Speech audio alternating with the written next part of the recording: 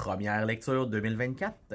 J'ai lu dans les derniers jours et ils meurent tous les deux à la fin de Adam Silvera, publié chez Robert Laffont dans la collection R. C'est un roman pour ados qui se déroule dans un monde légèrement alternatif. C'est pas de la science-fiction, c'est de la socio-fiction. Donc, on est dans un univers où il y a une technologie étrange qui existe, mais on n'est pas dans des trucs où il y a plein de technologies bizarres là, et très différentes d'aujourd'hui. C'est-à-dire qu'il existe une chose qui s'appelle Deadcast, qui est une compagnie qui sait quand on va mourir. Donc, la journée de notre mort, on reçoit un appel qui nous annonce que dans les prochaines 24 heures, on va mourir. On a une journée pour vivre à fond avant que ça se termine. C'est un peu ça l'idée. Donc, on suit deux personnages, deux ados, jeunes adultes, Mathéo et Rufus, qui reçoivent tous les deux cet appel-là. Il y en a un des deux qui est très sage, qui reste beaucoup à la maison, son père est dans le coma, il n'est pas très aventureux, et un autre qui a perdu sa famille quelques mois plus tôt, qui habite en famille d'accueil avec ses amis, qui est un peu plus délinquant, mais qui est une très bonne personne.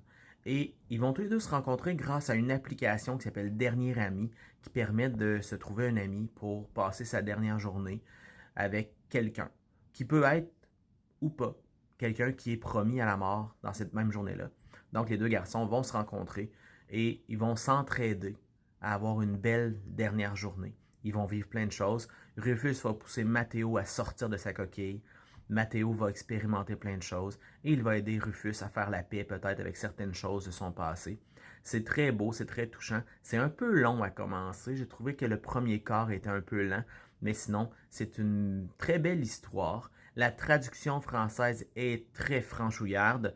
C'est un petit peu agressant parfois quand les personnages parlent avec on entend l'accent français très fort dans les discussions des personnages, mais c'est un léger désagrément, c'est pas si grave que ça. J'aime mieux quand c'est une traduction un peu plus internationale, mais sinon c'est un excellent roman. Je vous recommande, si vous avez envie d'expérimenter une histoire comme ça où des ados découvrent qui ils sont dans un laps de temps très court, c'est-à-dire une seule journée.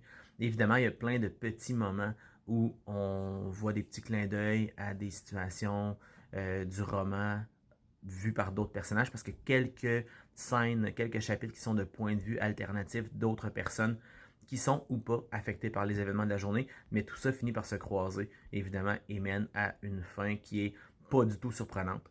Les deux personnages meurent. C'est plus de savoir comment ça va se dérouler, comment ils vont faire pour vivre une belle dernière journée. C'est une lecture 2024 pour moi. On se retrouve bientôt pour une autre lecture. Bye bye!